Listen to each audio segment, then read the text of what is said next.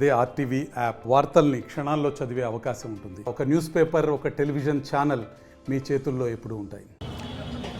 నైరుతి ఋతుపవనాలు తెలుగు రాష్ట్రాలను పలకరించాయి.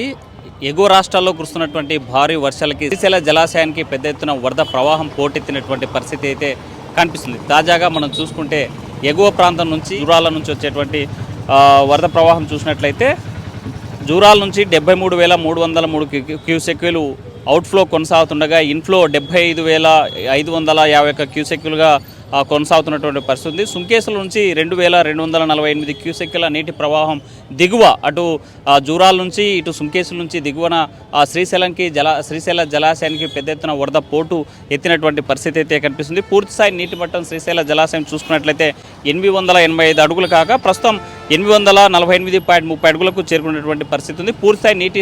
నీటి నిల్వలు ఒకసారి పూర్తిస్థాయి నీటి నిల్వల కెపాసిటీ చూస్తే 215 టీఎంసీలు ఈ శ్రీశైల జలాశయం యొక్క నీటి యొక్క నిల్వలు ఉంటే ప్రస్తుతానికి మాత్రం 76,362 టీఎంసీలు చేరుకున్నటువంటి పరిస్థితి అయితే ప్రస్తుతం కనిపిస్తుంది. శ్రీశైల జలాశయం నిండుకుండను తలపించినట్లయితే దిగువన ఉన్నటువంటి నాగార్జున సాగర్కి నీటి విడుదల చేస్తారు. దీంతోపాటు శ్రీశైలం బ్యాక్ వాటర్ నుంచి వచ్చేటువంటి ఎత్తిపోతల ఇది పోతిరెడ్డిపాడు హెడ్ రెగ్యులేటర్ నుంచి రాయలసీమ పోతిరెడ్డిపాడు ఈ ప్రాంతం నుంచి దిగువన ఉన్నటువంటి ఇటు హంద్రికి కానీ అటు తెలుగుగంగ ప్రాజెక్టులకి నీటి విడుదల చేసేటువంటి అవకాశం ఉంది. మరికొన్ని రోజుల్లోనే శ్రీశైల జలాశయం పూర్తిస్థాయి నీటి మట్టం చేరుకుంటే మాత్రం దిగువ నాగార్జున సాగర్కి నీరు విడుదల గేట్లు లిఫ్ట్ చేసి దిగువ నాగార్జున సాగర్కి నీళ్లు విడుదల చేసేందుకు సిద్ధమవుతున్నట్టు పరిస్థితి ఉంది.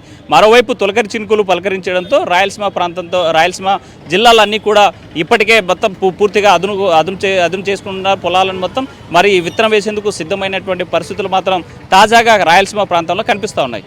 వీడియో జర్నలిస్ట్ చంద్రశేఖర్తో హుస్సేన్ ఆర్టీవీ కర్నూలు. మరిన్ని వీడియోస్ కోసం ఛానల్ ని సబ్స్క్రైబ్ చేయండి. లేటెస్ట్ అప్డేట్స్ కోసం వాట్సాప్ ఛానల్ ని ఫాలో చేయండి. అండ్ లింక్ డిస్క్రిప్షన్ లో ఉంది.